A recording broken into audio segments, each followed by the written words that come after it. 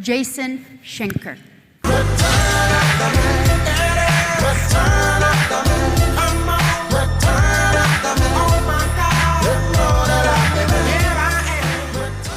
Thank you very much. It is a real pleasure to be here today, talking again to NCMA. You know, I love that song. I love that song so much. It's almost 30 years old. You believe it? I know. I thought about it the other day, and I'm like, to young people, this must be like hearing Elvis or something. And I realized something really important happened earlier this month that, I mean, maybe we missed because, you know, there's a couple things going on. But on July 3rd, for the first time, we are now closer to the year 2100 than we are to the year 1950. In February next year, World War II will officially be closer to the Civil War than to the present. And so in the current environment, I think it's really important to take a longer-term view of history to kind of get a grasp of what's going on.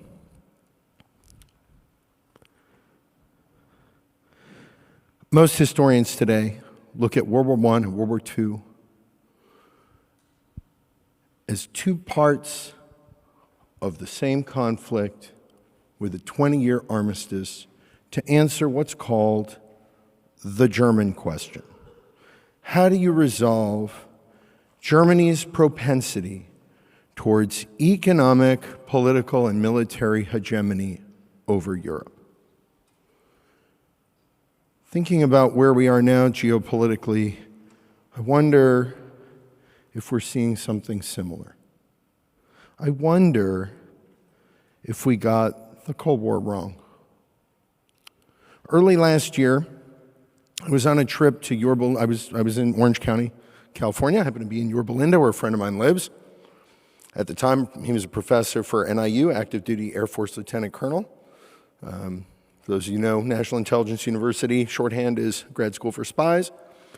And like, what are we going to do, right? After we did all the walks and hanging out we just heard about, he said, let's go to the Nixon Museum. Let's go to the Nixon Library. Let's go check it out. I'm like, I've never been. Not really a Nixon fan, but like, yeah, let's go. Let's see it. And when you go everywhere at the Nixon Library, there's a picture. Everywhere. Statues, pictures. It's this. Nixon's China moment.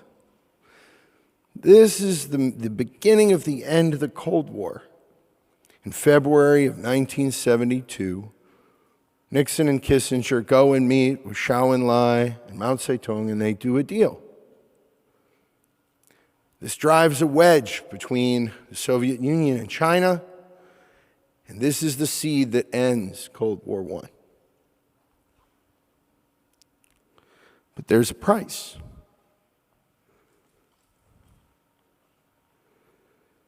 The price is the one China policy. That is that we're going to have strategic ambiguity about whether Taiwan is or isn't its own. It's not its own country, but is it or isn't China? We'll answer that later. If you look at the picture closely enough, you can almost see on the inside of Nixon's palm a check written out to the People's Republic of China in the amount of 1 Taiwan and 00 over 100 cents. It's a post-dated check. For the young people, a check is a way you pay people with a piece of paper. It's a post-dated check. China would like to cash that check now.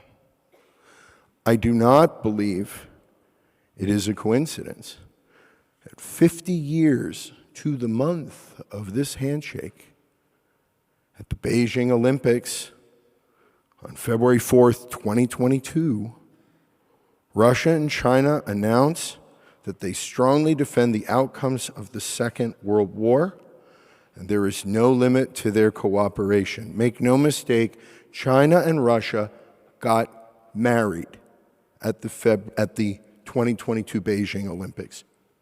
And within just a few weeks, almost 50 years to the day of that handshake on the tarmac, Russia invades Ukraine. As I'm sitting there looking at all these pictures of Nixon's China moment, it occurred to me, thinking back, how German historians think of World War I and World War II as two parts of the same conflict with a 20-year armistice. You know, the Treaty of Versailles sows the seeds of the Second World War. Maybe that handshake sows the seeds of Cold War II. Maybe we got Cold War I wrong. Where did Cold War I go hot? I mean, I was born in the 70s. It was Russia, Russia, Russia, Russia, Russia, right? But wait a minute. The Cold War goes hot in Korea, in Vietnam, in Southeast Asia, in China's periphery. Maybe Cold War I and Cold War II are two parts of the same conflict with a 50-year armistice to answer the China question. How do you resolve China's propensity towards economic, political, and military hegemony over Asia? That's Cold War II.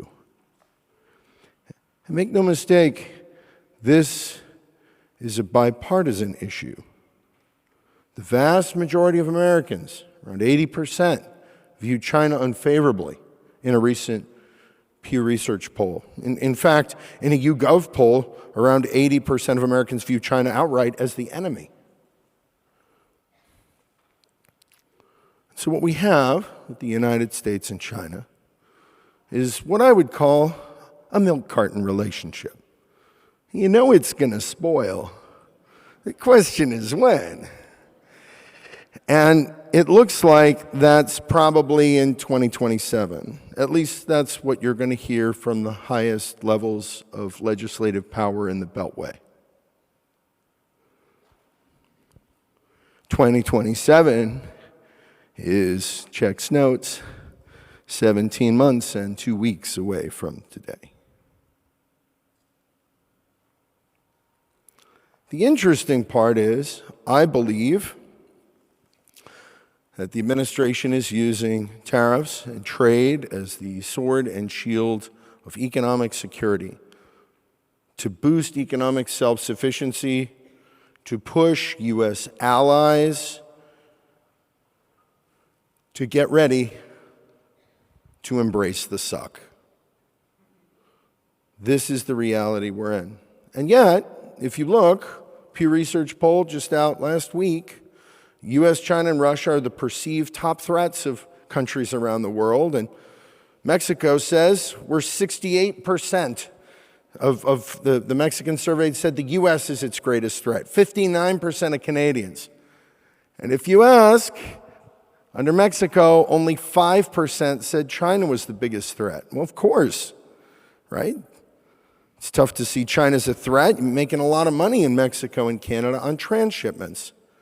Goods come in a made-in-China box. You take it out of the made-in-China box. You put it in the Head Show in Mexico box, and you send it north across the border tax-free. Tariff evasion. Same thing's going on in Canada. The box has a maple leaf instead. This is going on. This is what the pressure's about. Imagine we're at the end of the Second World War, and instead of having a world emerging from war trying to do what it can to prevent more war, you have everyone taking a nice, happy, fat peace dividend, and no one wants to consider there could be real global conflict. You know, there's two kinds of negotiators in the world. Being a contract management association, I'm sure, and having known Craig as long as I have, you know, I know how important it is to have good negotiating partners. Third master's degree I did was in negotiation and conflict resolution, and there's two kind of big takeaways. Number one is two kinds of negotiators. Collaborative, which I assume is most of you folks here, and then there's distributive. Distributive negotiators are takers, and there are takers in this world. And even if we don't want to believe that's true, after all, among democracies, they don't go to war against each other, so it's very difficult to get them to believe someone would want to go to war against them. But there are takers. If you've ever bought a car, that's probably been a distributive negotiation, especially a used one. So tariffs and trade are levers of economic security. Let me talk about this. So this framework, this idea of national security, economic security, dime fill, it's in there, right? And if we look, I'd break down economic security into two parts. Part one is economic power. GDP, right? We have the biggest GDP in the world. Capital stock. Capital stock is all the stuff, the buildings, the manufacturing, the oil and gas assets, the infrastructure, the airports, everything. The wealth, right? The wealth of a country. We're the wealthiest country in the history of the world. Labor market. We've got a pretty good labor market. I'll talk about that in a minute. And access to debt markets. We have really good access to debt markets. But then there's the weaker part of economic security, which is economic self-sufficiency. This includes our ability to produce material and maintain those inventories, dual-use technology, supply chains, raw materials, including things like rare earth minerals and raw tonnage. I don't believe it's a coincidence that we're abandoning the manufacture of the copper penny for the first time since the Second World War. We're also putting a tariff 50% on those copper imports. Why? Right? Because we're going to need that copper. And we could see additional tariffs and export bans on both refined and scrap for those related products, whether it's copper or brass. Think about steel and aluminum. After all, why was the president talking about shipbuilding back in February in his joint session of Congress? The biggest navy in the world is China's. And while you could very easily argue we have more sophisticated navy and better ships and bigger ships, they are distributed. China's navy is in one spot predominantly. And it is testing those borders every day. One of the things my colleagues and I at the Joint Special Operations University often talk about is the fact that effective deterrence requires credible threats. If you're trying to counter the biggest navy in the world, you certainly need to be able to build lots of ships. Doesn't mean you ever want to need them or use them, but if you don't have them, it's better to have it, not need it, than need it and not have it, right? Sun Tzu's the one who said, all battles are won or lost before they've even begun. So let's talk about economic power. Not only is the U.S. the world's largest GDP, but interestingly enough, if you look in green, the top 13 U.S. states, if they were their own country, they would be number one. Number two would be China. The number three country would be the states in blue, which would be another 10 states. And then the fourth biggest country would be the remaining 28 U.S. states, and then Germany. So if we think about what's going on a global scale, I think what's going on is, if we think about the Eisenhower matrix, a lot of people forget this comes from President Eisenhower, right? Think about this is the urgent, important matrix, like how urgent, do the thing that's urgent and important, and then you have to either delegate it or decide or ignore, right? I'm sure you've had time management classes and things that have talked about these sorts of things. But the interesting thing is, I think the administration is looking at global conflict in a somewhat similar way. If we think about what's urgent and important and cannot be delegated, that's China. There's no other country that's going to be able to counter them if we're not involved. So for GDP, look, it's been positive lately, although it contracted in the most recent quarter. The contraction was modest, down 0.5% in Q1. The reason it fell, and obviously the previous quarters were all really good, but if we look, the reason it fell is here on the right. Imports. There's four parts of GDP. Consumption, which, by the way, consumption, it's people buying stuff. 69.3% of GDP is people buying stuff. That was positive, although only modestly. Investment went up a lot, but it went up a lot because companies were building inventories ahead of the Liberation Day tariffs. Again, this is Q1 GDP. Government spending down just a little bit, but net exports, where exports add to GDP and imports hurt GDP, net exports was really negative, pulled GDP down 4.6 percentage points. In other words, if trade had been flat from the prior quarter, GDP would have been over 4% positive. But we had a big surge in imports. A lot of companies were trying to front-run the tariff announcements on April 2nd, and by doing that, caused a big surge in imports, but more imports hurts GDP, it dropped. In Q2, GDP is likely to be positive because you're going to see a swing where, because companies pulled forward their imports into Q1, they will import a lot less in Q2, and so that will make GDP go up. But the number to watch for the next couple of quarters will be the consumption part. Actually, that's the only number to watch pretty much ever. It's 70% of GDP. Almost 70%, that's the lion's share. That's people with jobs buying stuff. And it didn't add a lot to Q1 GDP. So there are concerns we could get contractions in GDP in Q3 or Q4 after some of the trade volatility. Imports down, then pulling off GDP in Q1, and then imports being lower will add to GDP in Q2, but by Q3, it's pretty much going to be what happens to consumption and investment. Those are going to be the things to watch. Those could be weaker later this year. I don't see it as catastrophic, and the reason is that the labor market has slowed but remains solid.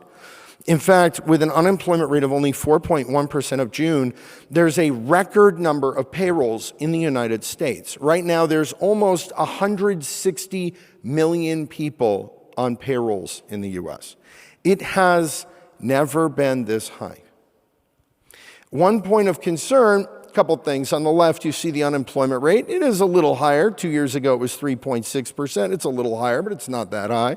On the right are the payrolls, but payrolls are kind of lackluster.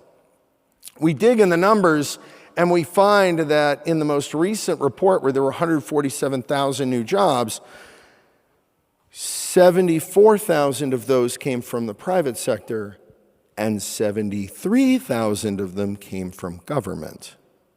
I assume that's state and local government ads, because there are a lot, there's almost 750,000 open state and local government jobs right now.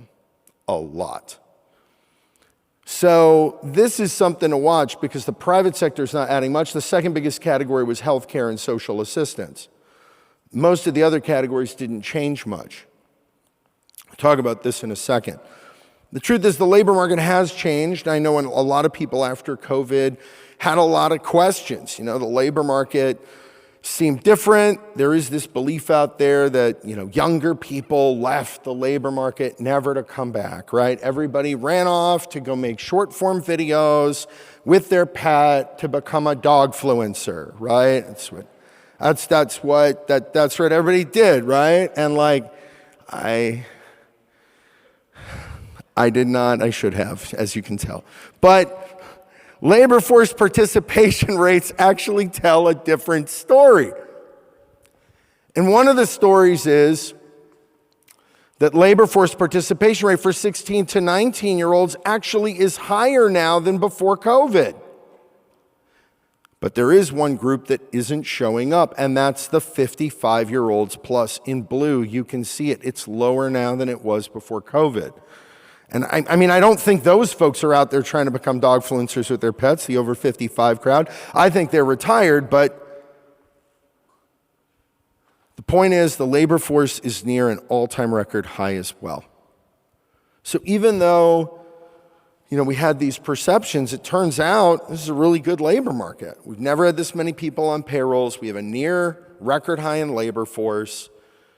There's only 1.9 million people collecting unemployment right now, right? Well, 1.92 million. It's only about 1.1% of the labor force. This is actually lower than the unemployment rate, the 4.1%, because that's based on surveys. But this is who's actually on the dole. 1.1% is a very low percentage. Job openings are high. There's about 7.8 million open jobs in May, and it's everywhere. Some of the biggest categories you see up here, and everyone's going to get a copy of this deck. If you look, healthcare and social assistance is 1.6 million. State and local government, 745,000 open jobs. And they're everywhere, including in manufacturing, where there's 414,000 open jobs. Construction, 245,000. Transportation and warehousing, 332,000. And I will tell you, for most companies operating in the physical supply chain, in the physical part of the economy, the tariff stuff makes their head spin and the uncertainty of it. But what keeps them up at night is an inability to hire enough people to do the work. And that's why wages are up almost $8 an hour since January of 2020.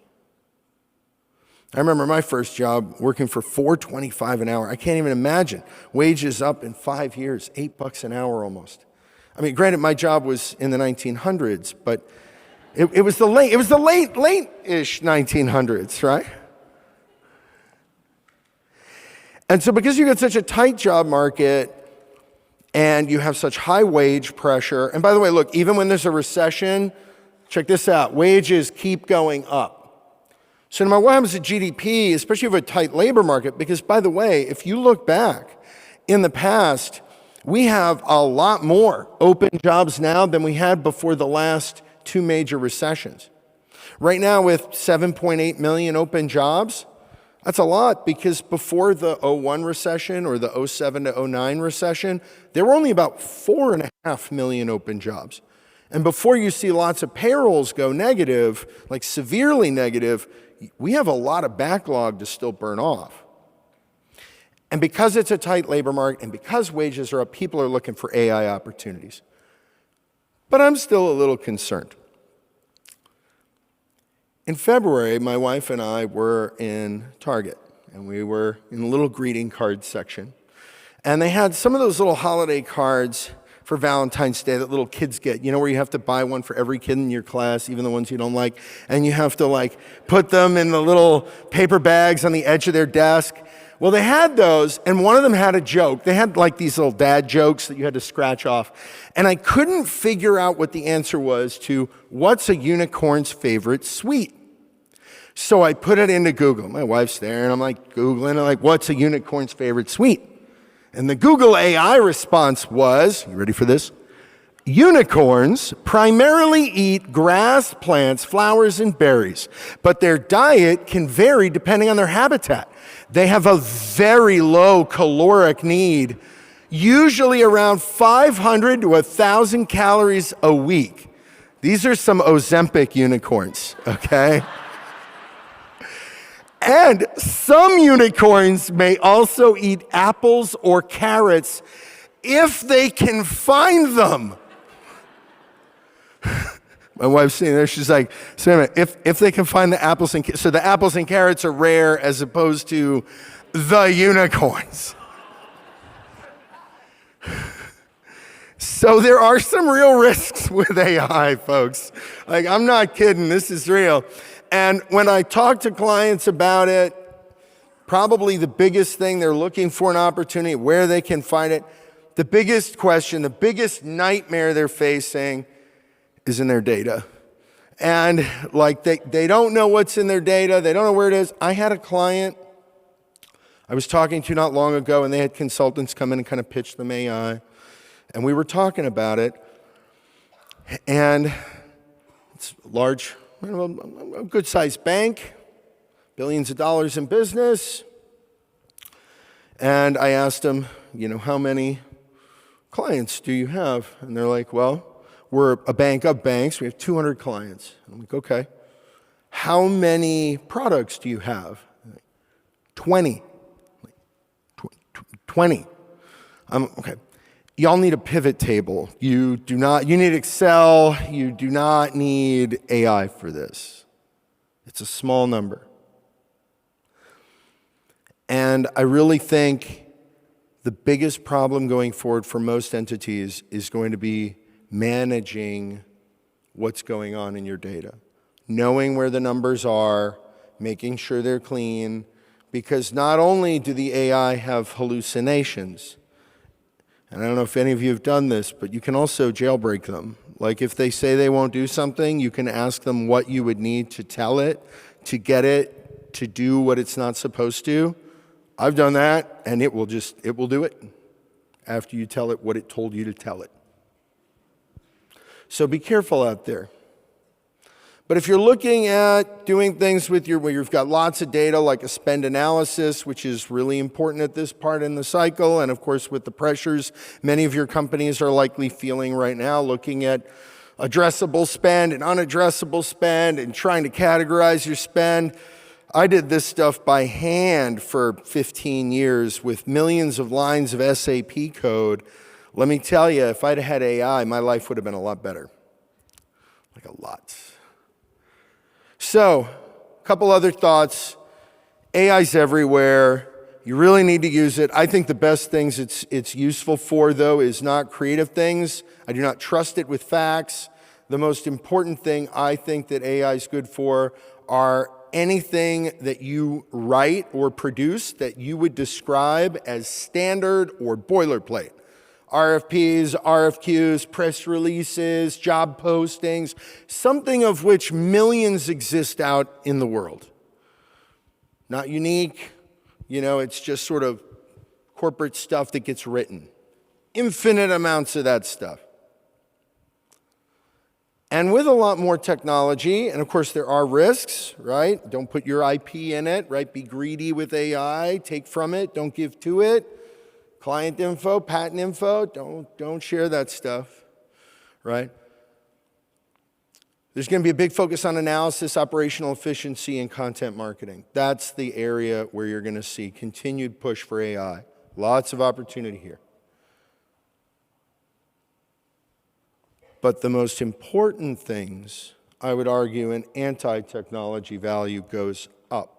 Real connections, making time for people, being present at events like this and connecting with people, that stuff becomes infinitely more valuable. Because the way I think of AI is digital delegation. Connecting with people, that's real. So with these high wages, obviously, you've got a lot of inflation. Report out, just been an hour ago. CPI accelerated, 2.7% total year-on-year number, 2.9% on the core, which excludes food and energy. It accelerated this month, not because of tariffs or trade, but because oil prices went up in June when Israel was at war with Iran and the price of oil spiked. Oil prices have come back down, so some of this is likely to be transitory, and the July number should ease up a little bit. But the biggest problem is where we are now versus where the Fed's long-term target is, which is here, below the graph. So this is a problem for the Fed and for interest rates. And yes, in year-on-year inflation rates have come down, both for the CPI and for the PCE, another measure of consumer inflation. Yeah, they're a lot lower now than they were, but they're still above that Fed line, that Fed long-term target. Month-on-month numbers, still kind of modest, up 0.3.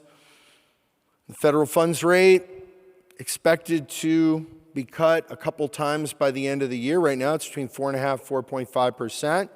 It's not high, but it's certainly not low. It is lower than it was last year, but there's a lot of uncertainty here. How much uncertainty? Well, let me put it this way.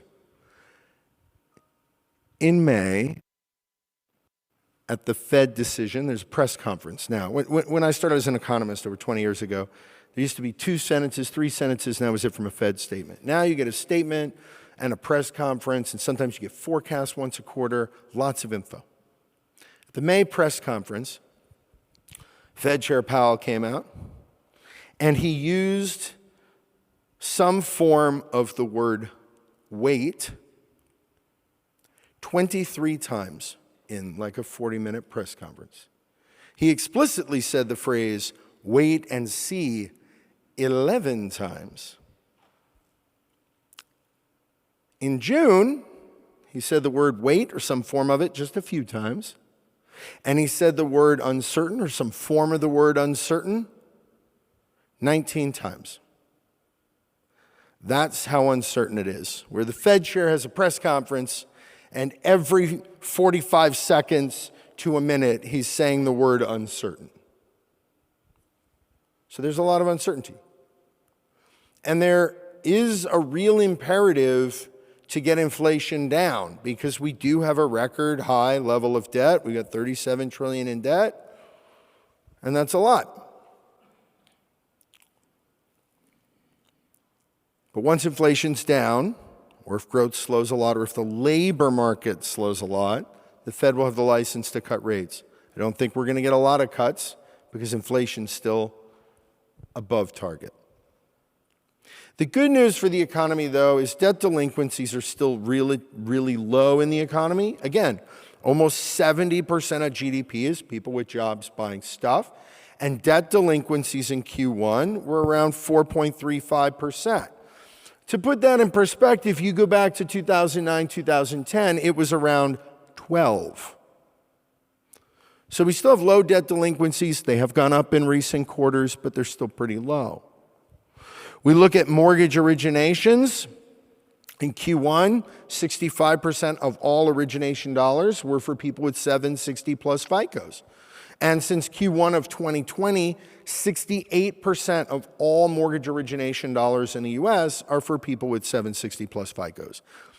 This is the dollars of mortgage origination, this giant icy blue mountain. That's the 760 plus credit scores refining and getting new mortgages during COVID.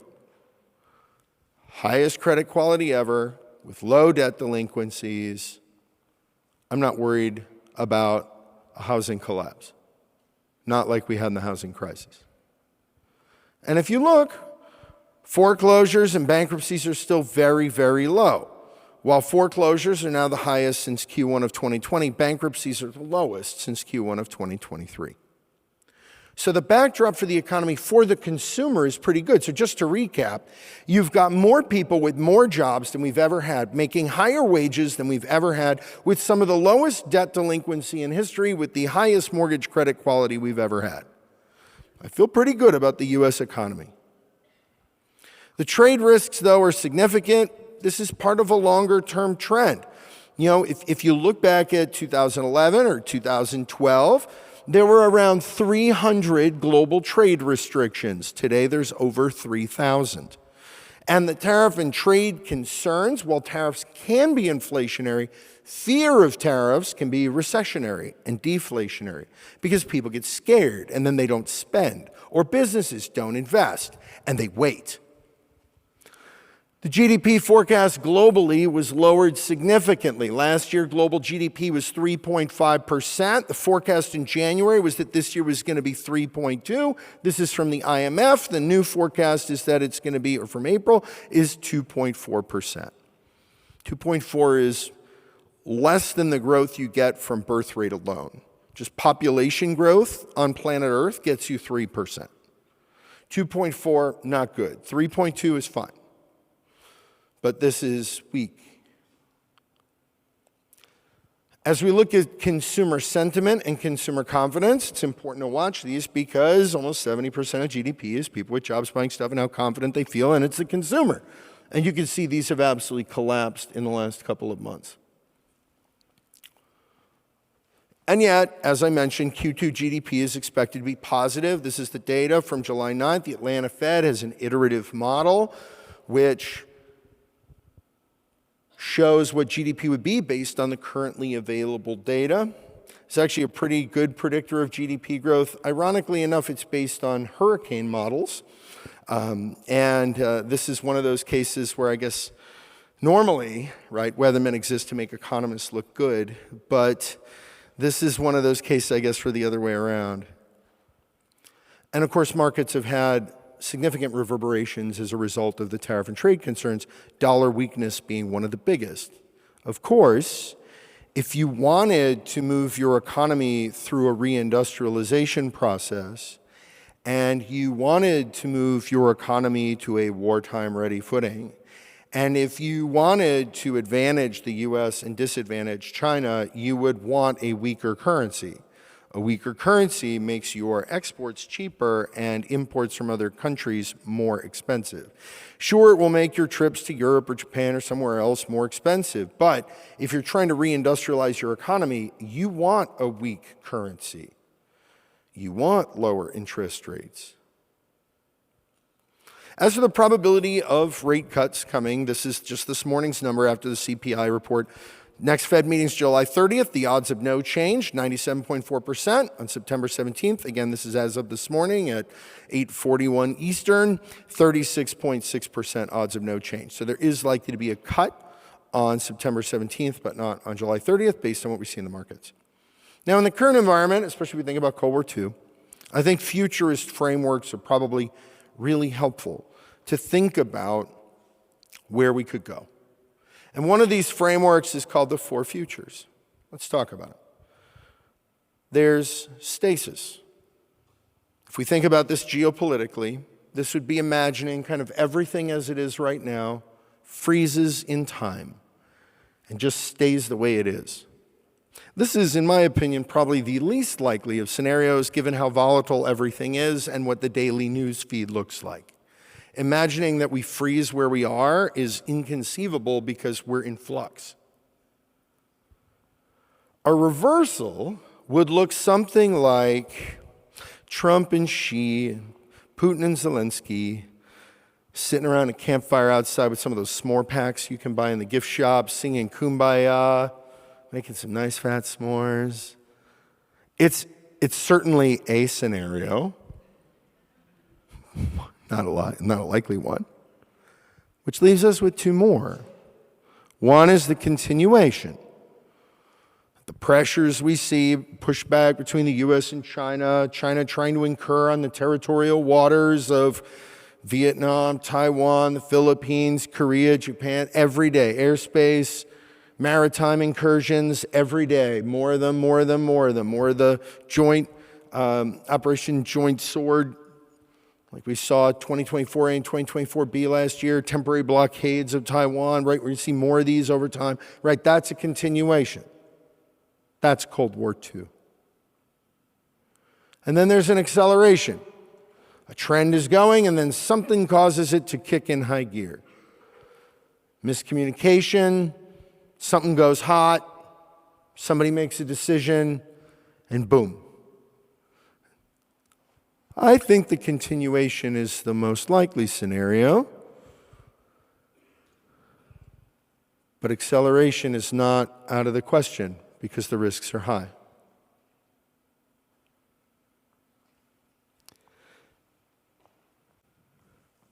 Cold War II implications.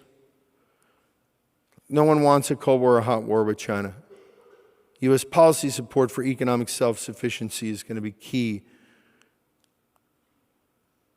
And the risks are high and seem unlikely to reverse.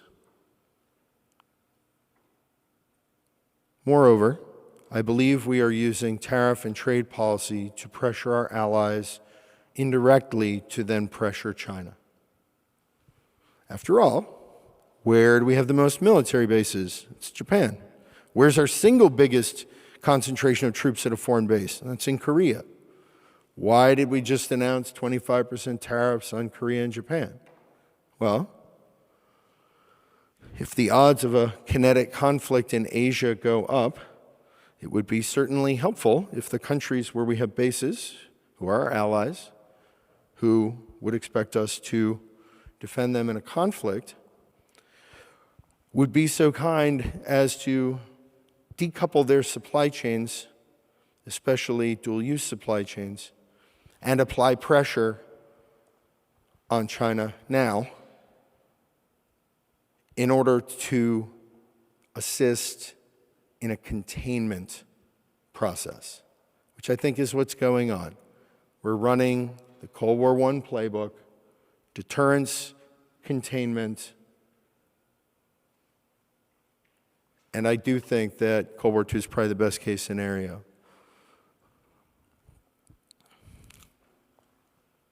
Key takeaways. Look, the U.S. economy has been bolstered by strong jobs, high levels of consumption, and low debt delinquencies. Inflationary pressures remain elevated, and that could keep interest rates relatively high. Consumer confidence and sentiment have fallen, which does threaten growth. And ensuring fiscal discipline is going to be critical while interest rates and costs are high, especially with slowing growth. I think you're going to see sustainability interest remain high among companies and foreign entities and foreign countries, although things are changing in the US. And geopolitical risks are high, adding additional cost risk, especially for supply chain disruptions. So as you think about embracing the trends of opportunity and managing risk, you should use the data to inform marketing or strategic planning or do any of those boilerplate kind of standard written document things. Be careful with the actual use of numerical and quantitative data when using AI. Maybe take a first blush in Excel or something similar. You should adopt automation and AI as productivity levers. This is going to be really critical going forward. I remember in the 80s when Lotus 123, a forerunner of Excel, was introduced. My father and grandfather were certified public accountants. It's where I get my sense of humor. And they very quickly adopted it. But there were other accounting firms that didn't, and they either quickly came around or they were quickly gone. So this is that idea. It's not that AI will replace you, but someone who can use AI will replace you if you don't know how to use it. Watch those profit margins. This is where you may want to perform spend analysis and cost leadership projects. You want to be cautious with large investments, especially in a time of high uncertainty, and you want to de-risk your supply chain for Cold War II. I want to point out a couple things before I close. And one is that while the trade and tariff things that we're going through now are unpleasant and everything else associated with that within the government is causing a lot of different pain and pressures. In 1945, the last year of World War II, the United States spent 40% of its GDP on defense. Today, that would be $12 trillion. Moreover, the war ended at the very beginning of September, on September 2nd, 1945. If the war had gone the full year, we would have spent today, the 40% equivalent, it would have been more. It would have been $18 trillion. So this is what I think we're really trying to avoid. And you're going to see these pressures continue. It also means that if we're going to see the need for increased conflict deterrence, that for NCMA members, there is going to be additional demand in the contracting space of a significant nature going forward as we run a greater risk of continuation or acceleration of conflict. And as I noted earlier, while there are pressures within the federal government around jobs, there's almost 750,000 open state and local jobs right now. And with that, I thank you. Disclaimer, everything could be wrong. It's also all unclassified, my own opinion. Thank you very much. I appreciate it. And you can join me here for take two with Craig Conrad on stage right after the general session. Thank you.